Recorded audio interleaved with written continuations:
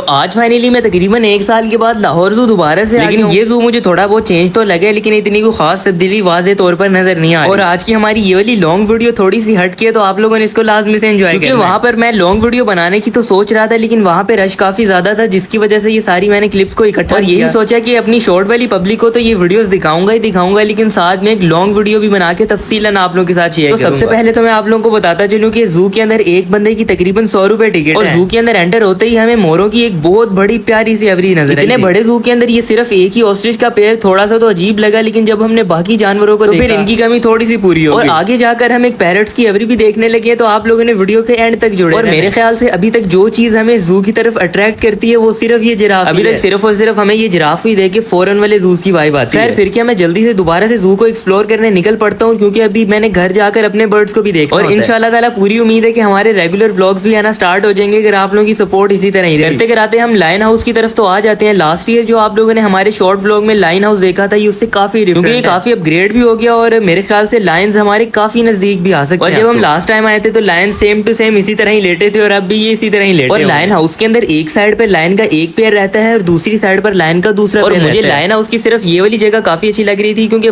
बाहर खड़े होकर भी हम लायन को अच्छे तरीके से देख पा रहे हैं। अंदर लायंस वाले एरिया के साथ ही बिल्कुल एक घाटी चढ़ती है, उसके ऊपर आप चढ़ेंगे तो ये टाइगर्स वाला एरिया। इस जगह जब हम पहले चक्कर में आते हैं तो यहाँ के सारे टाइगर्स, लेकिन आप लोगों ने टेंशन नहीं लेनी। मेरे जहन में एक ट्रिक आई कि अभी के लिए हम इनको ऐसे ही छोड़कर चले जाते हैं और पूरे जू को अच्छे तरीके से एक्सप्लोर करते हैं, उसके बाद आकर देखेंगे कि क्या पता ये दोबारा से उठे। और होता भी कुछ ऐसे ही। और इनको छोड़ के हम फाइनली मेन चीज पर यानी कि हमारी बर्ड्स एवरी में आ जाते हैं। और यहाँ पर सबसे पहले पैरट का मुझे नाम नहीं आ रहा, अगर आप लोगों में से किसी को पता है तो आप लोगों ने मुझे लाजमी से बताया। और अगर आप लोगों में से कोई भाई कराची से, तो आप लोगों ने कराची जू को और लाहौर जू को कंपेयर करना है। और आप लोगों ने नंबर एवरी के अंदर पैरट्स की 3 स्पीशीज थी। सबसे पहला जो आम मार्केट में हमारा होता है सन कनौर, उसके बाद एक पाइनएप्पल कनौर था जो कि आम मेरे ख्याल से तो मार्केट से मिल जाता है। उसके अलावा एक मॉन्क पैरट था जो कि मुझे थोड़ा सा यूनिक लगे। फर्स्ट एवरी के अंदर तो हमारी ये वाली तीनों स्पीशीज थी। सेकंड एवरी के अंदर जो आप लोग बोर्ड पर देख रहे हैं ये 3 किस्म। और एक और चीज, यहाँ पर पैरट्स कुछ खास तरीके से नजर नहीं आ रहे थे, जिसका मुझे थोड़ा सा दुख। लेकिन आप लोगों ने टेंशन नहीं लेनी, आगे जाकर हम मकाओ पैरट को और काकाटू पैरट को अपने शोल्डर्स पर अपने हैंड्स पर। इसके अलावा हमारा राइनो आ जाता है, जो कि कहते हैं कि दुनिया में काफी कम रह गए हैं, तो इनका हमें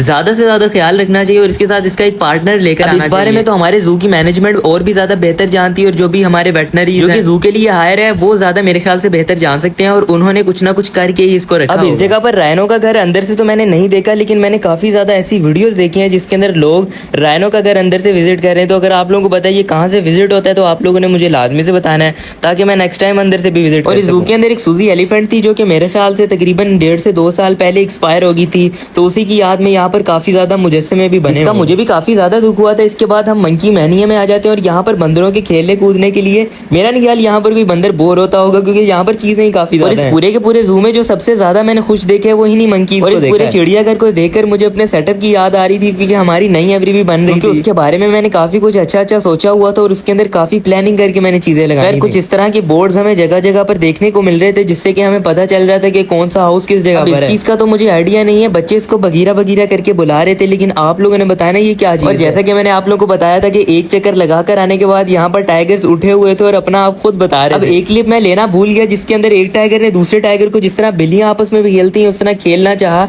तो दूसरे टाइगर ने एकदम से गुस्सा दिखाया और उसके गुस्से को देखकर वहां खड़ा हर कोई डर गया। अब मैं अगर गलत नहीं हूं तो ये लायन टाइगर्स, चीताज वगैरह ये जिस तरह की हरकतें करती हैं तो कहीं ना कहीं ये बड़ी बिल्लियां लगती हैं, क्योंकि इनकी हर एक चीज यानी कि पूरा एक स्टाइल बैठने का, लेटने का, और इनके नीचे पास भी सेम टू सेम बिल्लियां जैसे ही। और ये सेकंड एंट्रेंस है जिसकी एंट्रेंस में यहाँ पर एक लेक सा बना हुआ था और इसके अंदर फ्लेमिंगोस वगैरह छोड़े। और इन्होंने एक चीज बहुत अच्छी की है कि जाने के रास्ते हर जगह से बंद किए हुए हैं, जिसकी वजह से अवाम इनको तंग। इसके बाद हम वही मकाओ और काकाटू के साथ फोटोज वगैरह खिंचवाने आ जाते हैं। पहले तो हमें इन्होंने ये कहा कि 200 ईच है, यानी कि एक पिक का आपका 200 रुपया लगेगा। खिंचवानी भी मैंने सिर्फ खुद की थी, लेकिन एकदम से इन्होंने भाई को भी बीच में बुला लिया और एकदम से खिचड़ी पका दी, और मेरी और भाई की इन्होंने 6 तस्वीरें। और 200 ईच के हिसाब से इन्होंने हमारा 2400 रुपया। इसको छोड़े आगे जाकर हमें मगरमच्छ भी नजर आता है, और इसके बाद हम कुछ खाने पीने के लिए इस जगह पर आ जाते हैं। और अपने सेटअप पर ये गिनी पिग रखने का मेरा ख्वाब ही रह गया, क्योंकि मेरे सेटअप पर बिल्लियां काफी ज्यादा, जिसकी वजह से मैं इनको नहीं रख पाया। खैर यहाँ पर ऑरिक्स भी हमें नजर आए, और आगे जाकर जो सबसे मेन चीज थी भालू, वो हम शुक्र है ये भी हमने देख ही लिया। लास्ट टाइम इसका घर काफी खस्ता हालत में था और इस बार ये काफी अच्छा बना। और लास्ट टाइम की तरह इस बार भी हमारा जो इंट्रो था वो इसी जगह पर हुआ था, तो मैं दोबारा से इसी जगह पर आ जाता हूं। और लास्ट में दोबारा से हम लाइन हाउस आ जाते हैं, क्योंकि लास्ट टाइम सारे के सारे लाइन सो रहे थे और यहाँ पर दोबारा चक्कर लगाने का हमें फायदा ही सारे लाइन बिल्कुल अच्छे तरीके से उठे हुए थे और काफी एक्टिव भी थे, जिसकी वजह से हमें इनकी मूवमेंट्स भी देखने को मिल, काफी अच्छा सीन हो गया था। खैर अगर आप लोगों को आज की हमारी ये वीडियो अच्छी लगी तो आप लोगों ने लाइक का बटन लाजमी से दबा देना। आज की वीडियो का तो इंट्रो करना मैं यार भूल ही गया। खैर अस्सलाम वालेकुम दोस्तों, कैसे हैं आप सब? उम्मीद करता हूँ कि आप सब लोग ठीक ठाक होंगे